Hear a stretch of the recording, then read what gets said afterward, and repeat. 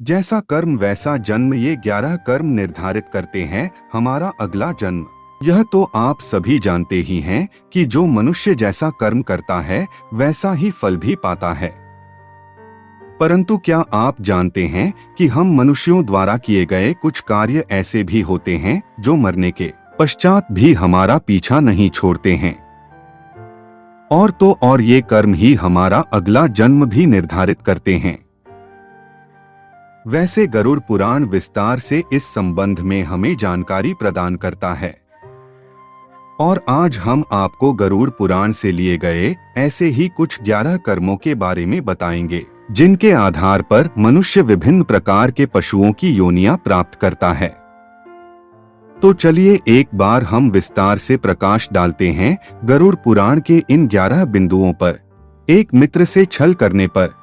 इस संसार में मित्रता का रिश्ता बड़ा ही अनूठा होता है। कहते हैं कि एक सच्चा मित्र समय आने पर अपने प्राणों की आहुति भी दे सकता है।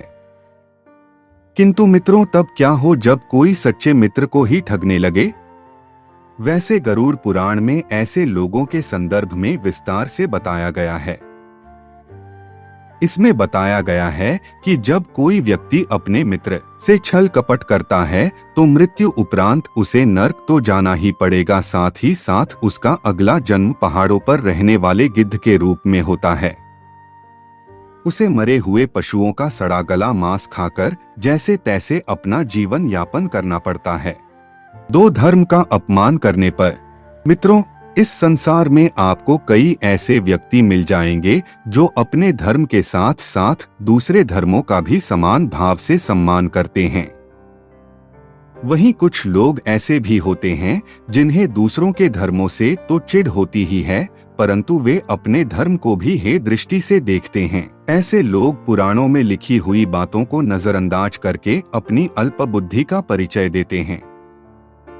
इन लोगों के संदर्भ में गरुड़ पुराण कहता है कि मरने के पश्चात इन्हें नर्क तो मिलेगा ही साथ इनका अगला जन्म कुत्ते के रूप में होगा। ये श्वान अपने स्वभाव के कारण गली गली में भौंकते रहेंगे, परंतु न तो इनकी कोई बात कोई गौर से सुनेगा और न ही कोई प्रतिक्रिया व्यक्त करेगा। फिर जब इन्हें अपनी भूल का आभास होगा तब जाकर ये अपनी श्वान की योनि से मुक्त होंगे। 3 अपनों का अनादर करने पर। दोस्तों, इस संसार में किसी भी मनुष्य का जीवन बिना उसके परिजनों के सहयोग के संभव नहीं है, और इसमें माता पिता और गुरुजनों की तो बात ही अलग है। आप तो यह भली भांति जानते ही हैं कि किसी भी मनुष्य को शिखर पर पहुंचाने का कार्य केवल गुरु की कर सकता है। जो व्यक्ति अपने माता पिता और गुरुजनों की तो बात ही अलग है। आप तो यह भली भांति जानते ही हैं कि किसी भी मनुष्य को शिखर पर पहुंचाने का कार्य केवल गुरु की कर सकता है। जो व्यक्ति अपने माता पिता और गुरु की अवहेलना करता है या अनादर करता है वह मृत्यु उपरांत पुनर्जन्म तो लेता है, परंतु कई बार प्रयास करने के बाद भी गर्भ से बाहर नहीं आ पाता है। गर्भ के भीतर ही उसकी मौत हो जाती है। 4 ज्ञान को न बांटने वाला। दोस्तों, यह तो आप भली भांति जानते ही हैं कि हमारे सनातन धर्म में ब्राह्मणों का कितना महत्व है। धर्म के अनुसार संसार में कोई भी यजमान, चाहे वह कैसा भी हो, चाहे वह भले ही अपनी ओर से दक्षिणा देने में समर्थ न हो, तो भी ब्राह्मण देव का यह दायित्व है कि वह अपने ज्ञान से उसका भी कल्याण करे। परंतु यदि कोई ब्राह्मण ऐसा नहीं करता है तो इस जन्म में तो उसकी ख्याति खराब होगी ही होगी, अपितु अगले जन्म में उसे बैल बनकर इस धरती पर आना होगा और फिर उसे आजीवन अपने कृत्यों पर पश्चाताप करना पड़ेगा। 5 चालाकी करने वाला। इस संसार में ऐसे कई लोग हैं जो अपने कृत्यों से सभी का हृदय जीत लेते हैं, परंतु वहीं कुछ लोग ऐसे भी हैं जो अपनी चालाकी से सीधे साधे इंसानों को मूर्ख बनाते रहते हैं। ये आजीवन ऐसे ही खाते हैं, परंतु इन मूर्खों को यह नहीं पता है कि यह संसार ऐसे ही नहीं चल रहा है, अपितु इस संसार को चलाने वाला दूर कहीं बैठकर इनके इन सभी कृत्यों को देख रहा है। उसके घर में देर भले है मगर अंधेर नहीं है। ऐसे लोगों के बारे में गरुड़ पुराण में बताया गया है कि ये लोग अगले जन्म में उल्लू बनते हैं और अपनी चालाकी का पश्चाताप करते रहते हैं। 6 अपमान करने वाला।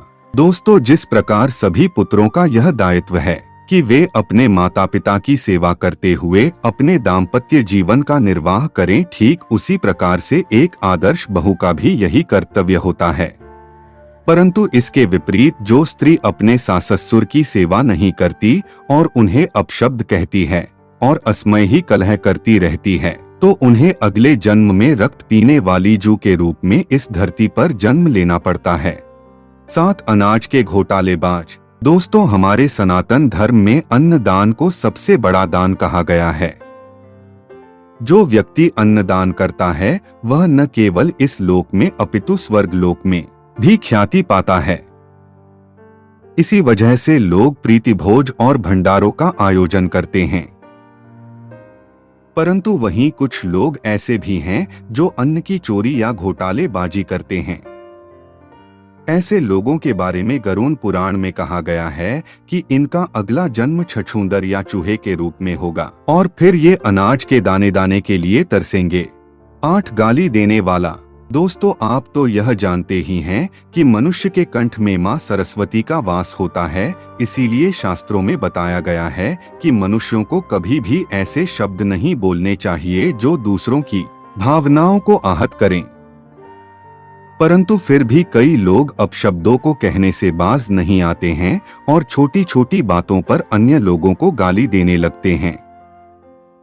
कई बार तो इन्हें तुरंत ही जवाब मिल जाता है, परंतु इनकी अक्ल तो तब ठिकाने आती है जब अगले जन्म में ये बकरे के रूप में इस धरती पर आते हैं और ये किसी न किसी कसाई के हत्थे चढ़ जाते हैं। 9 वासनायुक्त दृष्टि वाले।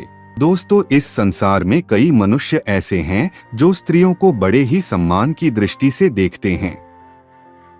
उनके मन में स्त्रियों के प्रति किसी भी प्रकार का विकार या दुर्भावना नहीं होती है। वहीं इस संसार में कुछ ऐसे लोग भी हैं जो प्रत्येक स्त्री को बुरी नीयत से देखते हैं।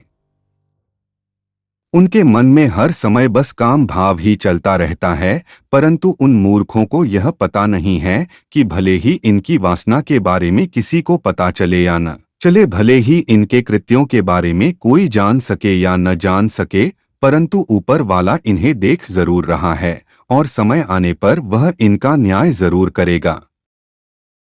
ऐसे लोगों के बारे में बताया गया है कि मरने के पश्चात इन्हें गधे की योनि प्राप्त होगी और तब ये गधे चाहकर भी किसी स्त्री पर वासनायुक्त दृष्टि नहीं डाल पाते हैं। 10 व्यभिचार करने वाली।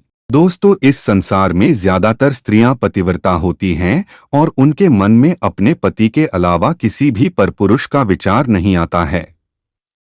परंतु संसार की सभी स्त्रियां एक जैसी नहीं होती हैं और वे स्वभाव से व्यभिचारिणी होती हैं। ऐसी स्त्रियां विवाहोत्तर संबंध बनाने में रुचि लेती हैं।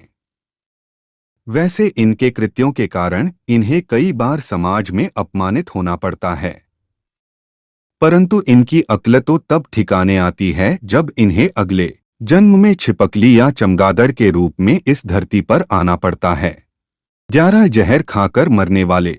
दोस्तों, शास्त्रों में हमें यह बताया गया है कि मनुष्य का जीवन हमें बड़ी ही कठिनाइयों से मिलता है, परंतु फिर भी हम में से ही कुछ महा अज्ञानी लोग व्यर्थ के सांसारिक बातों से घबरा जाते हैं और भगवान द्वारा दिए गए इस अमूल्य जीवन को व्यर्थ ही गवा देते हैं।